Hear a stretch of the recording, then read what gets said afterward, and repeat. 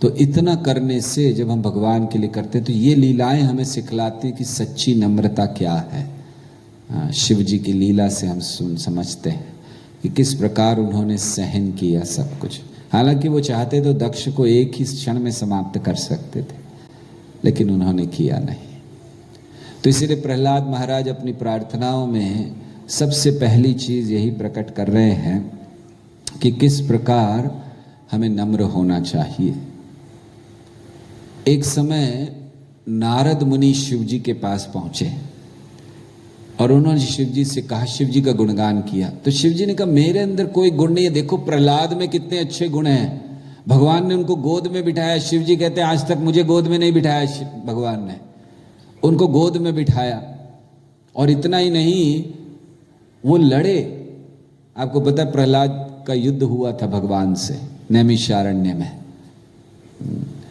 प्रहलाद गए थे एक समय नैमिषारण्य, तो उन्होंने देखा कि वहां एक साधु बैठे तपस्या कर रहे हैं और हाथ में धनुष बाण है, तलवार है। तो उन्होंने देखा ये क्या है, साधु है या क्षत्रिय है ये। तो उन्होंने उनको कहा कि भाई कौन हो तुम, और ये धनुष बाण लेकर क्यों खड़े हो? या तो तुम क्षत्रिय बनो या ब्राह्मण साधु बनो, ये दोनों काम कैसे कर रहे हो? और अगर नहीं तो मुझसे युद्ध करो, और अगर मैं तुम्हें हरा नहीं पाया तो मतलब मैं तुम्हें निश्चित हराऊंगा। उन्होंने ये कहा, वचन देता हूं कि तुम्हें हरा दूंगा, तुम युद्ध करो मुझसे। तो उन्होंने कहा ठीक है युद्ध करो। दरअसल वो भगवान थे। तो युद्ध हुआ है प्रहलाद का और भगवान का, लड़ रहे हैं और प्रहलाद अपनी पूरी क्षमता लगा रहे हैं, हरा ही नहीं पा रहे। प्रहलाद सोच रहे कौन है ये जिसको मैं नहीं हरा पा रहा। फिर प्रहलाद जान गए। कैसे जाने प्रहलाद? प्रहलाद ने देखा, उन्होंने ध्यान किया, क्योंकि जब बहुत प्रयास किया हरा नहीं पा रहे थे तो उन्होंने भगवान का स्मरण किया, सत्य बताइए मुझे क्या है। तो उन्होंने देखा, जैसे आंखें खोली कि सुबह सुबह भगवान की पूजा कर कर आए थे प्रहलाद, और पूजा में प्रहलाद ने बहुत सुंदर हार पहनाया था भगवान को। तो उन्होंने देखा कि वही हार उनके गले में है। तो उन्होंने तुरंत प्रणाम किया। उन्होंने कहा ये मैं समझ गया क्या है। तो उन्होंने कहा भगवान क्षमा कर दीजिए। लेकिन प्रहलाद ने कहा, मैंने एक बात कही थी कि मैं वचन देता हूं कि मैं तुम्हें हराऊंगा, लेकिन मैं हरा तो पाया नहीं, तो वो मेरा वचन कैसे पूरा होगा? प्रहलाद ने कहा, क्योंकि भगवान है आप, आपको भक्त का वचन पूरा करना है। भगवान भक्त का वचन कैसे भी पूरा करते हैं, जो भक्त कह दे भगवान पूरा करते ही करते हैं। तो अब आप कैसे पूरा करेंगे? उन्होंने कहा आपने तो कहा था, मैंने तो वचन दिया था कि मैं हराऊंगा। तो भगवान बहुत सुंदर बात कहते हैं। भगवान कहते प्रहलाद आज क्या, मैं तो सदैव तुमसे हारता आया हूं, तुम्हारी भक्ति के सामने मैं हार गया हूं। ये भगवान का बात है। तो शिव जी नारद मुनि को कहते कि देखो प्रहलाद कितना महान है। और फिर उतना ही नहीं, भगवान ने बलि महाराज को मारा नहीं, बाणासुर को मारा नहीं, केवल इसलिए कि वो प्रहलाद से संबंधित है। ये प्रहलाद है। तो नारद मुनि प्रहलाद के पास पहुंच गए ये सब बोलने के लिए। अब प्रहलाद की नम्रता देखिए। प्रहलाद के पास पहुंचे नारद मुनि, और नारद मुनि ने कहा कि प्रहलाद आप कितने महान हैं, आप बचपन से भक्त हैं और आपने सारे दैत्यों को भक्त बना दिया, और तो और आप भगवान के साथ लड़े, इतना महान। और बलि और बाणासुर को भगवान ने इसलिए नहीं मारा कि आपसे संबंधित हैं। तो प्रहलाद का क्या उत्तर था सुनिए, बहुत सुंदर। प्रहलाद कहते हैं, जब उन्होंने कहा कि आप तो बचपन से भक्त हैं, नारद मुनि ने कहा, तो प्रहलाद हाथ जोड़कर वो कहते हैं, वो तो मैं हूं, लेकिन हूं आपकी कृपा से। भक्त तो आपने बनाया मुझे, आपने भागवत सुनाई मुझे, तो इसीलिए आपकी कृपा से हूं। फिर उन्होंने कहा कि जहां तक लड़ने का सवाल है, तो बोले उसमें गुणगान करने की क्या बात है? आपको तो मेरी निंदा करनी चाहिए कि कैसे भक्त हो भगवान से लड़े, ये तो कोई मेरा गुणगान नहीं है। और फिर वो कहते हैं कि मेरे कोई भक्ति थी नहीं, थोड़ा बहुत भगवान के सामने मेरी इमेज अच्छी थी, ये बलि महाराज ने वो भी खराब कर दी सारी ने। ऐसा कार्य किया भगवान के सामने मेरी नाक कट गई है, तो अब तो क्या भक्ति करेंगे। तो ये भक्त का भाव होता है। तो इस तरह से भागवत के बड़े सुंदर सुंदर प्रसंग हैं। और प्रथम स्कंद में बहुत सुंदर तरीके से भीष्म देव की प्रार्थनाएं हैं। तो कल इन प्रार्थनाओं को चर्चा करेंगे, प्रहलाद की प्रार्थनाओं की थोड़ी चर्चा करेंगे।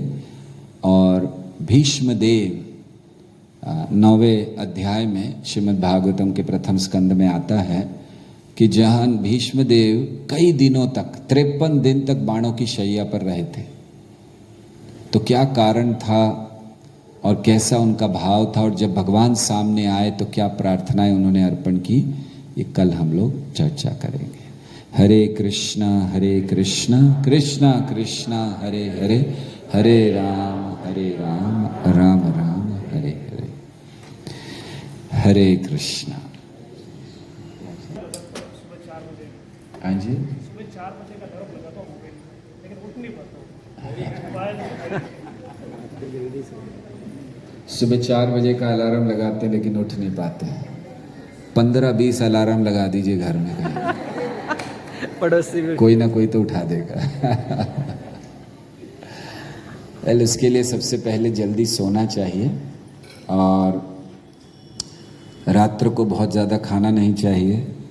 हल्का खाइए, जल्दी सोइए, और सोने से पहले भगवान को जो हृदय में है परमात्मा, उनको कहिए कि उठा। सबसे अच्छा अलार्म इधर ही फिट है, सो उस अलार्म को पहले लगाइए। तो रात को सोने के पहले उनका स्मरण कीजिए और उनसे कहिए कि कल मुझे मंगल आरती में जाना है, मुझे उठा दीजिएगा। भगवान उठा देंगे, ठीक है ना।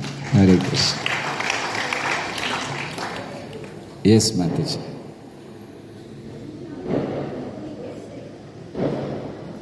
सॉरी, माइक दीजिए।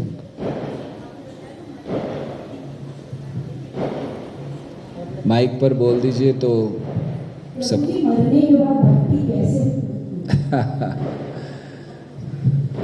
आप प्रयास कीजिए जीते जी भक्ति करने का। वो जिन्होंने कर ली, हमारे लिए पता नहीं क्या होगा मरने के बाद, सो हमें प्रयास नहीं करना चाहिए। लेकिन हाँ, कैसे की है चित्रकेतु महाराज, ये बहुत आसक्त थे अपने जीवन में पुत्र से। फिर पुत्र की मृत्यु हुई, फिर क्रोध दुखी हुए और उसमें उनकी बाद में मृत्यु हुई। तब तक वो भक्ति नहीं कर पाए। उसके बाद उन्होंने भगवान संकर्षण की बहुत तीव्र भक्ति की और फिर उनको अगला जन्म विद्याधर के रूप में मिला, गंधर्व के रूप में। तो ये सारा वर्णन भागवत में है। तो उन्होंने बाद में की, क्योंकि जो ज्ञान उन्हें नारद मुनि इत्यादि ने दिया था, तो उस ज्ञान के आधार पर बाद में उन्होंने भक्ति की है। लेकिन वैसे भी मरने के बाद भक्ति इस तरह से भी की जा सकती है कि मरने के बाद हमारा जीवन समाप्त नहीं होता। मृत्यु तो केवल एक कॉमा है, फुल स्टॉप नहीं है। तो इसीलिए जीवन तो चलता रहता है। हमें प्रयास करना है कि इसी समय में, जितना हमारे पास समय है, भगवान ने दिया है, सुविधा दी है, इसमें भक्ति कर लें। और फिर मरने के बाद निश्चित भगवान के धाम जाए, वो हमारा उद्देश्य होना चाहिए। एक भक्त जब मृत्यु होती है तो उसको बड़ी प्रसन्नता होती है, वो डरता नहीं है। क्यों नहीं डरता? मान लीजिए आपको कहा जाए कि बस ये दरवाज़ा खोलिए, भगवान खड़े हैं वहाँ पर, आपका इंतज़ार कर रहे हैं, तो आप दरवाज़ा कैसे खोलेंगे? बड़े उत्साह से खोलेंगे ना, कि डर डर कर खोलेंगे, हाय हाय क्या होगा, कोई भूत निकलेगा? नहीं, आपको पता है भगवान खड़े हैं। तो भक्त को विश्वास होता है कि मृत्यु एक द्वार है, बस इसको पार करना है, भगवान खड़े हैं तैयार, हाथ आगे ऐसे, जगन्नाथ जी देखिए हाथ ऐसे फैला कर खड़े हैं कि जल्दी आओ, तैयार हूँ। इसलिए भक्त चिंता नहीं करता, जहाँ है, जिस अवस्था में है, वो भक्ति करता है। ठीक है। हरे कृष्ण।